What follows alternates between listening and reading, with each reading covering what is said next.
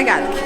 Bugün insanlar Humayun Şeceryan'ın sesinde en etkileyici buldukları şey ne ve nasıl tanıdılar onları soracağım. Hadi başlayalım. Biz geldik. Humayun Şeceryan hakkında neler düşünüyorsunuz? Sesinde en çok etkilendiğiniz nedir? Nereden tanıdınız? İlk önce babası herkesin aklına geliyor. Muammer Rıza Şeceryan gelmiş geçmiş İran'daki en büyük seslerden biri. Babasına ses benzerliği çok dikkati çekiyor. Babasının yolundan onun izini takip etmesi çok aşikar öğrenebilecek bir şey. Kendini canlı olarak ilk defa izleyeceğim yakında. İlk defa zaten İstanbul'a konser veriyor. Bu fırsatı kaçırmak istedim. Ben İranlıyım. Humayun Şeceryan bizim en iyi şarkıcılarımızdan biri. Babası şarkıcı. Oğlu da tabii ki biz tanıyoruz. En büyük şarkıcı. Şimdi esasında hani müzik eğitimim yok. Ama Emre Yücel'in Humayun Şeceryan'la yapmış olduğu bir röportaj vardı. Ses analizi, hatta bunun için İran'a gitmişti. Dediğim gibi müzik eğitimim yok ama Humayun Şeceryan o gırtlak namelerini tahrir diye tanımladı. Yani tahrir anladığım kadarıyla hani notanın bölünerek şey yapılması. Humayun Şeceryan da bunun ustası diye düşünüyorum bu uygulamanın. Yaklaşık 2 ay önce Humayun Şeceryan'ın Konya'da bir konseri olmuş. Ben tabii bunu işte Emre Yücel'in paylaşımlarından fark ettim ve o kadar üzüldüm ki kaçırmış olduğuma. Ben bunun için Tahran'a gitmeyi planlıyordum. Bilet ayarlaması yapıyor iken geçtiğimiz haftalarda Humayun Şeceryan'ın buraya geldiğini duymak benim için büyük bir heyecan oldu. Ya en çok etkilediği şey duyguları ortaya çıkarması bence. Yani ben 2-3 yıl oluyor Humayun Şeceryan'ı hani dinliyorum. Ona göre insanın kaybolmuş duygularını ortaya çıkarıyor. Hani çünkü enstrümanlarda öyle bir şey vardır ya, hani sazlarda yani insanın duygularını ortaya çıkardığını en ender seslerden bir tanesi. Zaten önemli bir vokal. Benim zaten müziklerine ilgim var. İran müziklerine. Daha öncesinde işte Mohsen Namcı olsun, Kayhan Kalhor olsun, böyle ilgim alakam var. Ben de işte az çok böyle kendi çapımda bireysel olarak, amatör olarak uğraşıyorum müzikle. Emre hocamızın da söylediği gibi o gırtlak oyunu var ya, bilmiyorum profesyonel ismini. O. Kesinlikle çok özel bir ses. Ben de Emre hocanın videosunda görmüştüm. O vasıtayla tanıdım. Çok memnunum tanıdığım için. Yani o ses titreşimleri, zaten okudukları bölümler herhangi bir şeye, yani başka ülkede bulamazsınız. Bir İran'ın ses tellerinde böyle bir şey bulabilirsiniz ki Humayun'unki de kendine özgü bir şey. Yani bir başka İran'da da bu kadar güzel bir ses titreşimi yok diye düşünüyorum. Çocukluğumdan beri dinliyorum. Ailece dinliyoruz babasını, Şeceryan ailesini. Siz nerelisiniz? İranlıyım. O yüzden. Evet. Tamam, çok teşekkür ederim. Öncelikle sesini çok yüksek tonlara çıkarabiliyor, o tonlarda devam edebiliyor. Geçişleri çok hızlı ve profesyonel bir şekilde yapabiliyor. Ve hiçbir şekilde detone ve sürtüne olmadan sesini o aralıkta devam ettirebiliyor. Gerçekten hani mesela sesini zorlamıyor bunu yaparken de. Siz bir zorluk hissetmiyorsunuz ve yaptığı şeyler aslında çok zor ve bayağı emek ve çalışma isteyen şeyler. Ben kendisini Emre Yücel'in videolarından tanıdım. Hatta çok fazla etnik müzik dinlememe rağmen kendisini neden bilmiyorum diye kendimi sorgulamıştım. Boğazında yaptığı çarpmalar, kullandığı teknikler ve gelenekselle kendi ülkesinde karıştırdığı gençlere yönelik harmanlamaları çok beğeniyorum. Ben kendisini Sohrab Nazir'i önce tanımıştım. Böyle festivallere gitmişti kendisi, konserlerden. Ondan sonra albüm yapmışlardı. Oradan tanıyorum ama öncesinde babası Muhammed Rıza Şeceryan'ı daha iyi tanıyorum. Hani oradan biliyorum ben biraz daha kendisini. YouTube'da ses analizlerini izlediniz mi? Evet, izledim. Hatta o Tahran konserindeki C projesi var, onu da izlemiştim. Emre Yücel'den gitmişti kendisi de. Her şeyi biliyorum sesinde onun. Ama ona özgü olan bir namesi var. Ondan çok etkileniyorum. Böyle resmen insanın yüreğine işleyen. Zaten parça şarkılar çok dinliyorum. Mohsen Namcı falan dinliyordum da benim daha çok tarzım Humayun Şeceryan'ın tarzında, böyle daha geleneksel İran şarkıları. En etkileyici Emre Yücel'i de takip ederim bu arada. Gırtlak oyunlarını en beğendiğim yerler buralar. Avazı insanlara hissettirici gırtlak oyunları yapıyor. Çok tiz seslere de çıkabiliyor. Hani 3 oktav aralığında, ses aralığında hani şarkı söyleyebiliyor. Bu da beni en etkileyen yönlerinden birisi. Nasıl tanıdım? Bir şiirin arkasındaki fon müziğiyle tanıdım. Ben zaten İran Türk'ü olduğum için bu müziği biliyorum. Bu müzik Humayun Şeceryan'la ortaya çıkmamış. Bu Kaçarların saray müziğidir. ve eski gırtlak yapısı bugünümüze göre daha fazlasıyla çeşitliliği var. Onu da belirteyim. Ama Hümayun Şeceriyan bunu daha bir modern bir biçimde sunduğu için ve genç kuşaklara sevdirdiği için bir özel bir yeri vardır. Tabii ondan önce de Hümayun'un babası Muhammed Rıza Şeceriyan önemli bir rolu var. Ama daha önceki mesela gırtlak yapılarına siz baksanız daha komplikedir. Bugünkü sanatçılardan birçoğu onları ne yazık ki yapamıyorlar. Çocukluktan beri de müzisyen bir ailede doğduğum için bunları dinledim yani. Kaçar Devleti'nin bir Türk devleti olduğunu da unutmayalım. Ve Kaçar Sarayı'nda bu müziğin Türkçe versiyonları da bayağı okunmuş. Hatta elde kayıtlar da vardır. Mesela Mirza Muhammed Han var. Bunun Türkçe okuduğu Karayi makamı vardır. Aynı yanında da bir tasnif diyorlar orada, yani melodik bir parça. Şimdi ben aslen İranlıyım ve yazılmış bir şiiri o kadar güzel Hümayun Şeceriyan yapıyor ki, yani hiç anlamını bilmeyen biri o şiiri hissedebiliyor ve benim sesimde en sevdiğim şey o verdiği duygu. Ben tabii ilk önce Hümayun Şeceriyan'ı bilen her İranlı babasını ilk önce tanır. Babası, yani babasının müzikleriyle büyüdüm ben. Bence çok sağlam ve teknikli bir müzisyen. Ve ne dilde söylediği hiç önemli değil.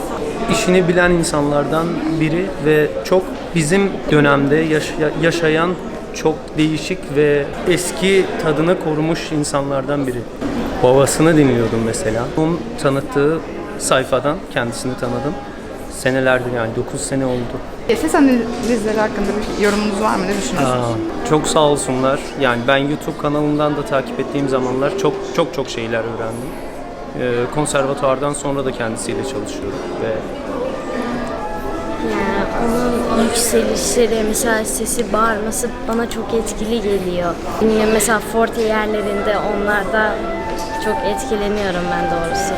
Annemin yardımıyla, yani annem onu çok iyi tanıyor. Yani şöyle, genel İran müzikleri çok etkileyici geliyor bana. İlk şeyi duymuştum ben, Sohrab Pornazari'yi duymuştum. Konserde olacak olanlardan biri de o. Onu dinlerken sonra bir gruba dahil olduğunu gördüm ben. Bir Şems topluluğu. O grubun hani müziği genel anlamda benim çok hoşuma gitmişti. Sohrab Pornazari'nin olduğu bir grup, Niştimen diye bir grup, böyle internette dolaşırken Ertan Tekin de o grubun içinde çalıyordu. Onları dinledim. Ondan sonra işte onların olduğu başka videolar vesaire dinlemeye başladıktan sonra çok hoşuma gitti. İniş çıkışlar, avaz olarak tabir edilen. Peki nereden tanıdınız kendisini? İlk müziğini nasıl dinlediniz? Emre Yücelen. Entonasyonu çok düzgün öncelikle. Onun haricinde de yöresel namelerle alakalı olarak çok gerçekten iyi buluyorum. Babasını da dinlerdik eskiden ama kendisi çok daha ileri bir seviyeye çıkardığını düşünüyorum. Ya YouTube üzerinden denk gelmiştim. Daha doğrusu hani İran müziğine karşı bir ilgim vardı zaten. Hani Muhsin amca olsun, işte babası olsun diye. Çeşitli şekillerde dinlemeye çalışıyordum ama orada özellikle Ben Senemay'dı sanırım. Mevlana'nın bir beyti üzerine yazdığı, çok güzel yorumladığı, kendine has bir şekilde yorumladığı bir şarkısı var. Onun üzerinden tanıştım esas.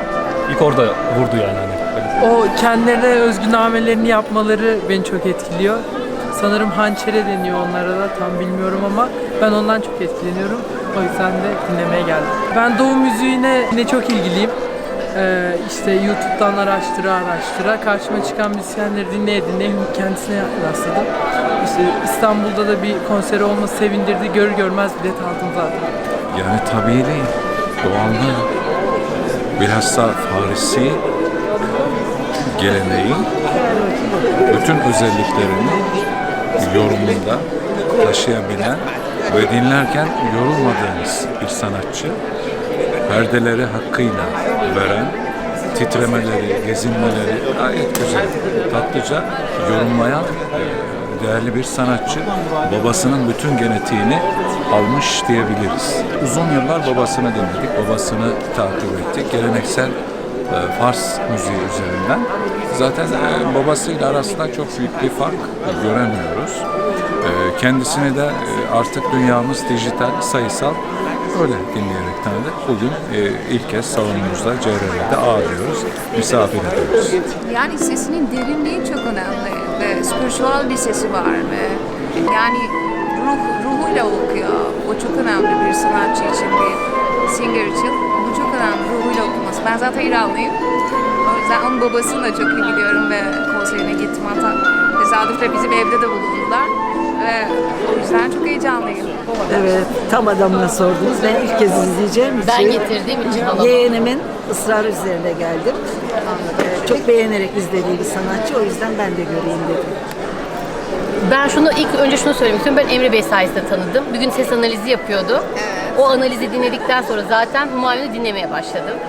Ve o gün bugün Konya'daki programınızı işte gidemediğim için çok üzüldüm Konya'ya. Buraya geldim.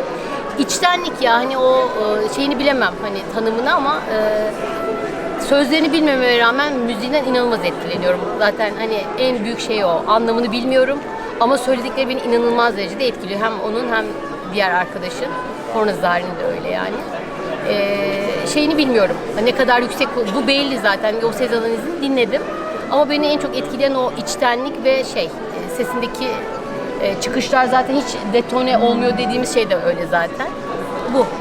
Onların yöresinde muam denen şey yani bizim makam olarak bildiğimiz şeyi adeta bir okul yani ders gösteriyormuş gibi icra etmesi ve tehrir dediğimiz o gırtlak hareketini en iyi yapan sanatçı olduğu için. Tabii babası da var. Babasından sonra öğrendim ben Humayun'u yaklaşık 10 yıl önce keşfettim. Okul yıllarımda ben konservatuvar okurken İran müzikleriyle ilgili bir çalışma yapıyordum. Önce babasını keşfettim. Tabii o zamanlar bu kadar yoğun bir şekilde ulaşamıyorduk her şeye. Ben 15 sene öncesinden bahsediyorum. Babasından sonra Humayun'u keşfettim. İyi ki de keşfetmişim. Emre Yücelen'den öğrendim ben onu. İnternetten keşfettim. Biz de orada bu arada evet Emre Can Şan dersi. Oo çok güzel. Tamam. Orada röportaj yapmıştım ama hatırlamıyorum şu anda. T ile başlıyor. O yaptığı sesindeki gidip gelmeler. İlk analizi izlediğimde onda çok etkilendim. Sonradan Spotify'dan falan dinlemeye başladım. Bayağı etkileyici bir ses. Valla babası gibi doğaüstü sesler çok büyük yetenek. Ben de bugün ilk kez izleyeceğim aslında. İran'dan kimi davet edelim diye festival için internetten, YouTube'dan araştırma yaparken tanık oldum. Ve biletleri ilk tükenen bir sanatçı. Festivale bir hafta kala falan tükendi. Ben de merakla bugün izleyeceğim kendisini. En harika sesleri ben böyle sanıyorum şeyin yani benzeri yoktu ama babasının da çok güzel sesli var yani. Hadi. Emre Yücelen. Emre Yücelen evet. Hemen YouTube'dan soruyorum. takip ediyorum. Gırtlak hareketleri özellikle kendisinde galiba en ön plana çıkarmaya çalıştığı şey mi bilmiyorum. O etkiliyor. Daha çok pes tonları yani iyice sesi neredeyse tükenmeye yakın haldeyken bile çok esnek bir sesi var. Oralarda bile çok inanılmaz nameler yapabiliyor. Benim daha çok tizlerden ziyade peslerdeki performansı daha çok dikkatimi çekti. Muhammed Şeceryan olan. Oradan tanıyorum. Onun oğlu olarak tanıdım. İşte İran filmlerinden falan yani yürüyerek daha sonra oralara geliyor işler. Şimdi sesten hani o kadar anlayan biri değilim, uzman değilim ama müzik severim. Bir müzik uzmanı var. YouTube'da onun yorumları var. İsmi Emre Yücelen. Emre Yücelen. Biz geldik oradan. Pardon. Çünkü ben çok takip etmem ama benim arkadaşım çok iyi biliyor. Takip ediyor onu ve o bana söyledi.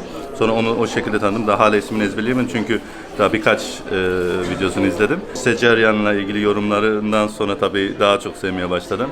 Ama ilk dinlediğimde zaten İran bize yakın bir kültür. Doğu ezgileri. Yani biz de biraz doğuluyuz yani kökende. Alışkın olduğum bir müzik tarzı olduğu için hoşuma gitti. Ve gırtlak yapısı özellikle o ses oktavları bakımından yani işte Emre Bey'de öğrendiğimize göre bayağı bir hani uzun böyle bir de ve sesi çok iyi bir şekilde kontrol edebiliyor. Bence çok güzel. Yani böyle yeni şeylere ihtiyacımız var. En çok etkilendiğim şey tınısını seviyorum, sesinin tınısını seviyorum. Arkadaşım bana söylemişti ya, yani internetten, YouTube'dan dinledim. Ses analizini izlediniz mi yoksa?